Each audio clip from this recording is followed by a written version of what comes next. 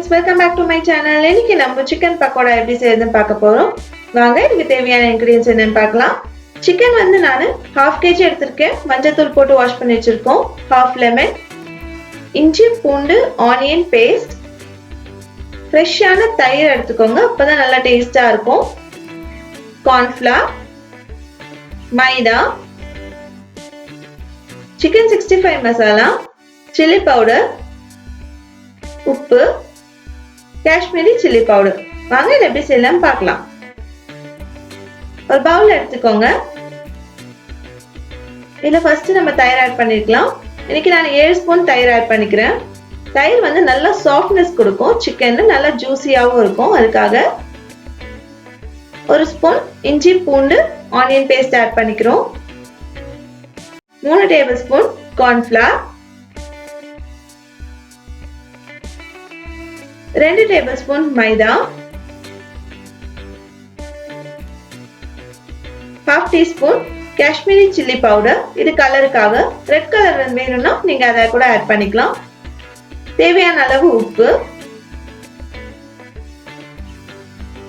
இது chicken 65 masala 1/2 teaspoon. இது வீட்ல நம்ம யூஸ் பண்ற மிளகாத்தூள் 1/2 டீஸ்பூன். இதை நல்லா மிக்ஸ் பண்ணிக்கோங்க.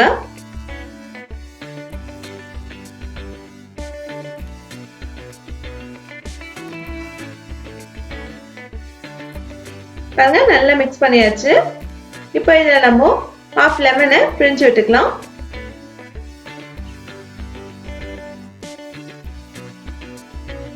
இதே போட்டு நல்லா கிரீமியா வர வரைக்கும் நல்லா மிக்ஸ் பண்ணி கொடுங்க. இப்போ நம்ம இதுல சிக்கன் ஆட் பண்ணிக்கலாம். சிக்கன்ல இருக்க வாட்டர் எல்லாம் நல்லா ஃபில்டர் பண்ணிட்டு ஆட் பண்ணிக்கோங்க.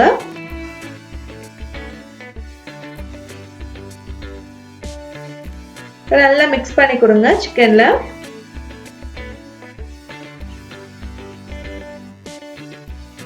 நல்லா மிக்ஸ் பண்ணியாச்சு. இது ஒரு 1/2 an hour வந்து நம்ம ஃப்ரிட்ஜ்ல வச்சு எடுத்துக்கலாம். அப்பதான் நல்லா ஊறி சாஃப்டா இருக்கும்.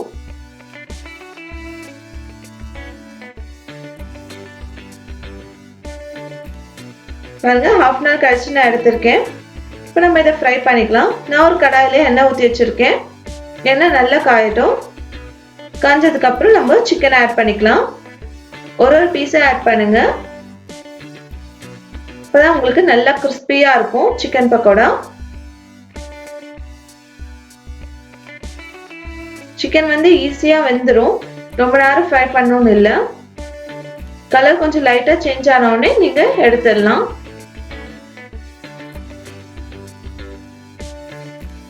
பாருங்க சூப்பரா ஃப்ரை ஆயிடுச்சு.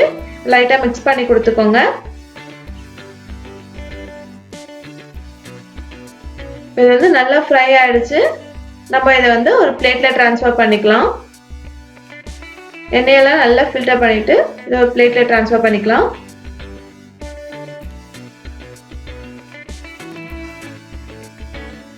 இதே மாதிரி நான் எல்லா சிக்கனையும் ஃப்ரை பண்ணி எடுத்துக்கிறேன்.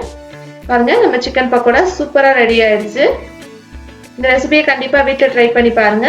இந்த வீடியோ பிடிச்சிருந்தா லைக் பண்ணுங்க, கமெண்ட் பண்ணுங்க, மறக்காம நம்ம சேனலுக்கு சப்ஸ்கிரைப் பண்ணுங்க. பக்கத்துல இருக்க பெல் ஐகானை பிரஸ் பண்ணிக்கோங்க. உங்களை அடுத்த வீடியோல பார்க்குறேன். பை.